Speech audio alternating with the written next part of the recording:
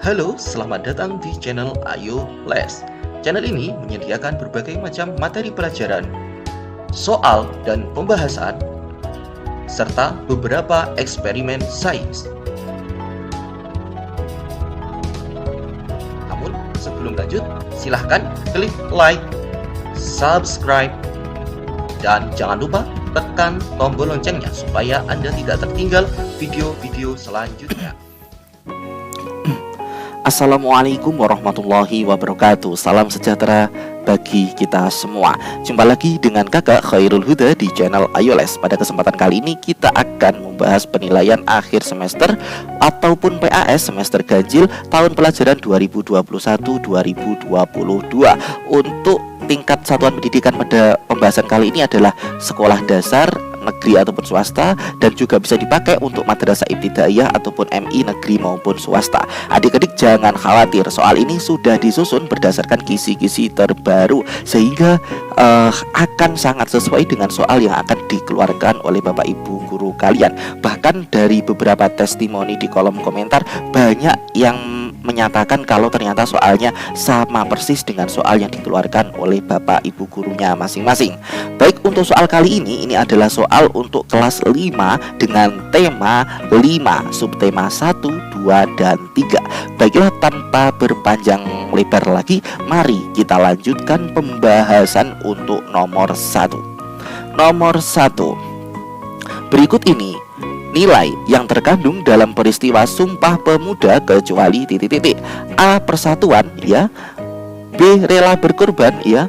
C. Radikalisme, atau D.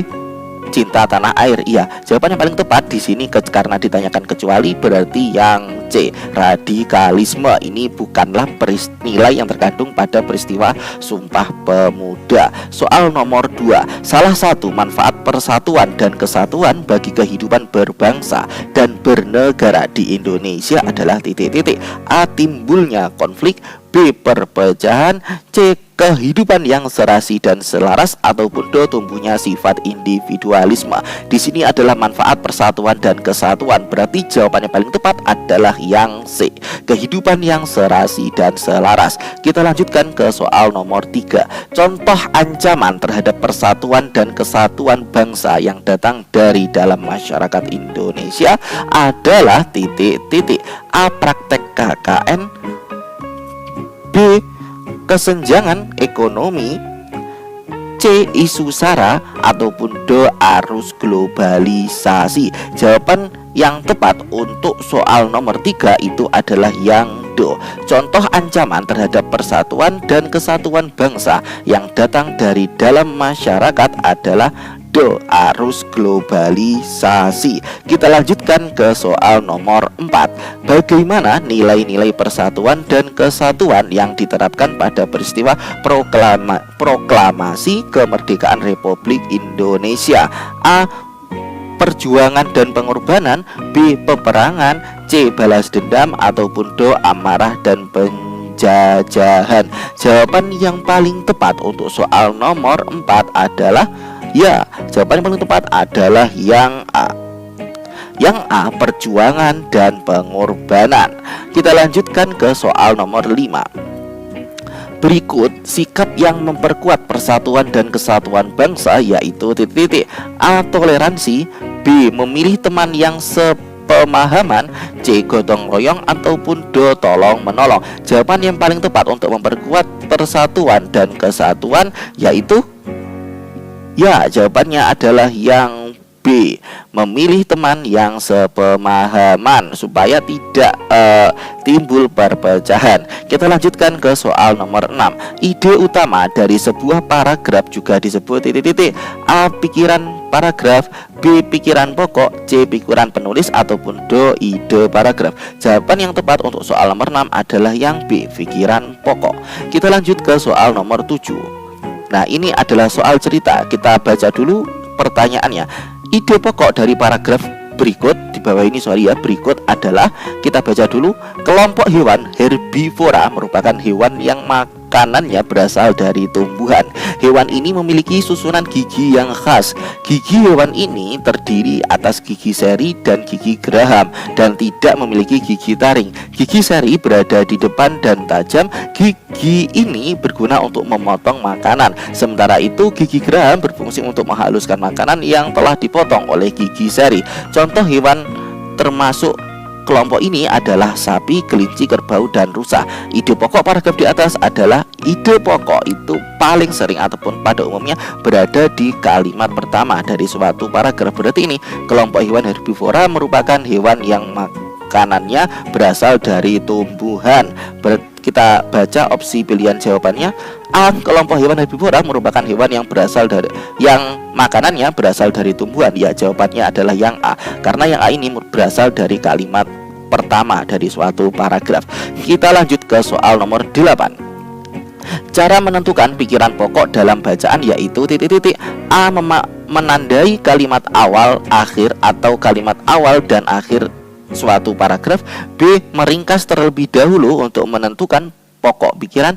C. Membaca keseluruhan bacaan baru menentukan kesimpulan. Ataupun D. Disesuaikan dengan judul bacaan. Jawaban yang paling tepat untuk soal nomor 8 adalah yang A. Kenapa kok seperti itu? Karena gagasan pokok ataupun pokok pikiran itu biasanya berada di awal. Kalau tidak berada di awal, berada di akhir kalimat dari sebuah paragraf, ataupun berada di awal dan di akhir. 3 tipe ya adik-adik. Oke, kita lanjut ke soal nomor 9. Di lautan yang menjadi produsen adalah fitoplankton. Oke, fitoplankton ialah sekumpulan tumbuhan hijau yang sangat kecil ukurannya dan melayang-layang dalam air. Konsumen 1 adalah zooplankton ataupun hewan pemakan fitoplankton. Konsumen 2 adalah ikan-ikan kecil. Konsumen 3 adalah ikan-ikan sedang. Dan konsumen 4 adalah ikan-ikan besar. Ide pokok dalam paragraf tersebut adalah A. Fitoplankton ialah sekumpulan tumbuhan hijau yang sangat kecil ukurannya dan melayang-layang di dalam air. B. Konsumen 1 adalah zooplankton. Ini bukan ya, ini di tengah-tengah. Kemudian yang C. Konsumen 2 adalah ikan-ikan besar. Ini bukan. Yang D. Di lautan yang menjadi produsen adalah fitoplankton. Ya, jawaban yang paling tepat adalah yang D. Ini adalah kalimat pertama dari paragraf soal nomor 9. Kita lanjut ke soal nomor 10. Soal cerita lagi, semangat adik-adik. Nah, informasi apa yang diperoleh dari paragraf di atas? Nah, di sini kita baca terlebih dahulu. Selain dikenal sebagai negara maritim, Indonesia juga merupakan suatu negara agraris. Indonesia sejak dahulu sudah terkenal sebagai penghasil rempah-rempah dan memiliki tanah yang subur. Kelapa sawit, beras, jagung, cengkeh, tembakau, teh, karet, kopi, dan tebu merupakan beberapa contoh dari sekian banyak hasil pertanian atau perkebunan Indonesia. Peminat produk-produk hasil pertanian Indonesia ternyata banyak di luar negeri. Banyak produk pertanian yang rutin diekspor dengan nominal yang cukup besar. Biji coklat, tembakau, aneka rempah-rempah seperti lada hitam, lada putih, kayu manis, biji pala, dan vanili merupakan beberapa contoh hasil pertanian yang terus diekspor. Potensi maritim dan agraris di Indonesia semuanya berguna bagi kemakmuran dan kesejahteraan segenap bangsa Indonesia. Informasi apakah yang dapat diperoleh dari paragraf di atas? Jawaban yang paling tepat untuk soal nomor 10 yaitu yang A.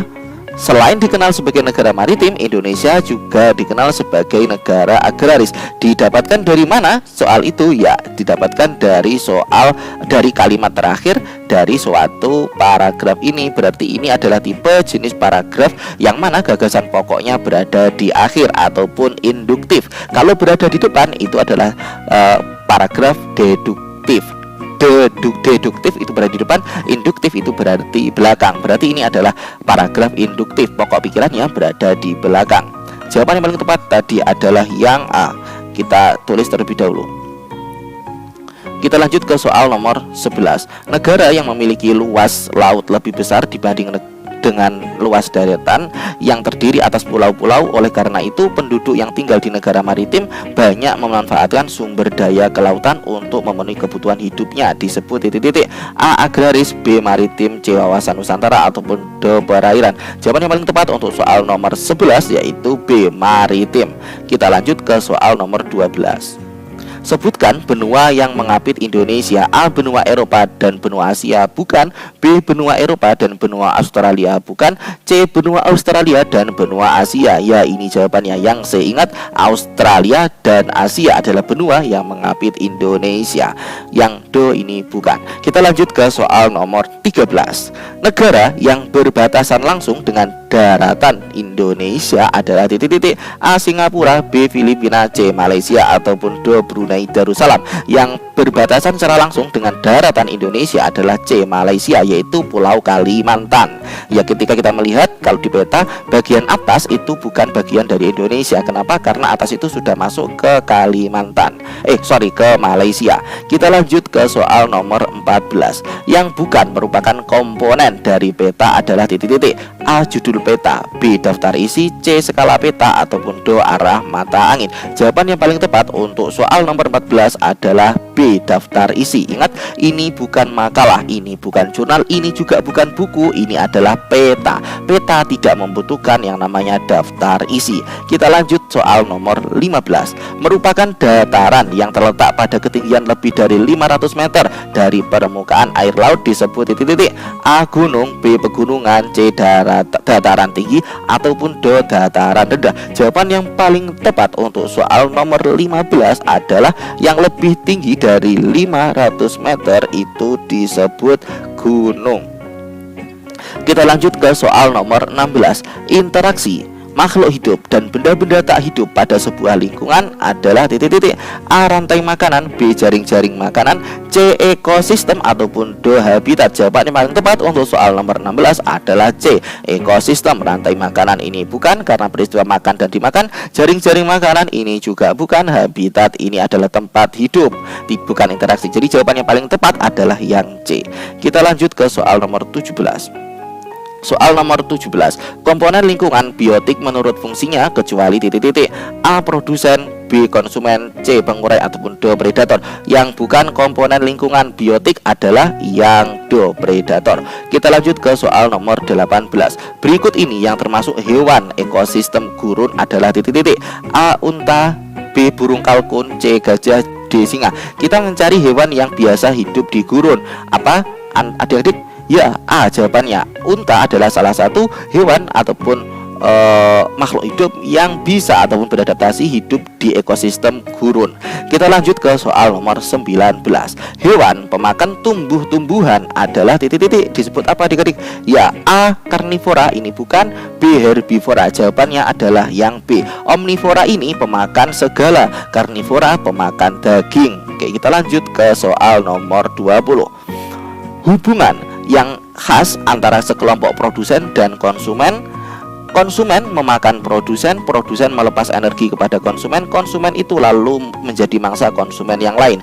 Mangsa adalah semua hewan yang diburu untuk dimakan oleh hewan lain. Dengan demikian mangsa akan melepas energinya kepada pemangsa. Pemangsa atau predator adalah konsumen yang berburu makanan. Jadi energi dialirkan dari produsen kepada konsumen di dalam rantai makanan. Nah, ini disebut sebagai apa? A. Ekosistem, B. Habitat, C. Jaring-jaring makanan, ataupun D. Rantai makanan. Jawaban yang paling tepat untuk soal nomor 20 adalah D. Rantai makanan. Proses transfer energi dari produsen ke konsumen sampai ke pengurai. Oke, kita lanjut soal nomor 1. Soal uraian, ya ini adik-adik. Jelaskan manfaat persatuan dan kesatuan di lingkungan masyarakat. Salah satu manfaat persatuan dan kesatuan di lingkungan masyarakat itu adalah 1. Terwujudnya kehidupan yang serasi. 2. Pergaulan antar sesama akan lebih rukun. 3. Dapat mengatasi seluruh perbedaan. 4. Pembangunan nasional akan berjalan lebih baik. 5. Pelaksanaan gotong royong akan berjalan dengan lancar. Oke, mudah kan adik-adik? Nanti silakan adik-adik pause jawaban dari saya karena tidak saya tulis, jawabannya terlalu panjang. Soal nomor 2, sikap-sikap yang apa saja yang dapat memperkuat persatuan dan kesatuan bangsa? Yaitu apa saja adik-adik? Toleransi, gotong royong, tolong menolong, tidak membedakan antar suku bangsa, dan saling menghormati antar umat beragama. Kita lanjut ke soal nomor 3. Secara geografis, ingat kalau ada bacaan berarti kita baca soalnya dulu. Pikiran pokok dalam paragraf di atas adalah titik-titik. Secara geografis Indonesia diapit oleh 2 samudra dan juga 2 benua. Di sebelah barat laut di Indonesia berbatasan dengan benua Asia, di sebelah tenggara Indonesia berbatasan dengan benua Australia, di sebelah barat daya wilayah Indonesia berbatasan dengan Samudra Hindia, dan di sebelah timur laut berbatasan dengan Samudra Pasifik. Batas-batas geografis ini memberi sejumlah pengaruh bagi Indonesia sebagai sebuah negara dengan kebudayaan yang beragam. Perhatikanlah gambar di bawah. Ini bukan perhatikan gambar di bawah ini ya. Langsung ini pertanyaannya. Pikiran pokok pada paragraf di atas adalah titik-titik.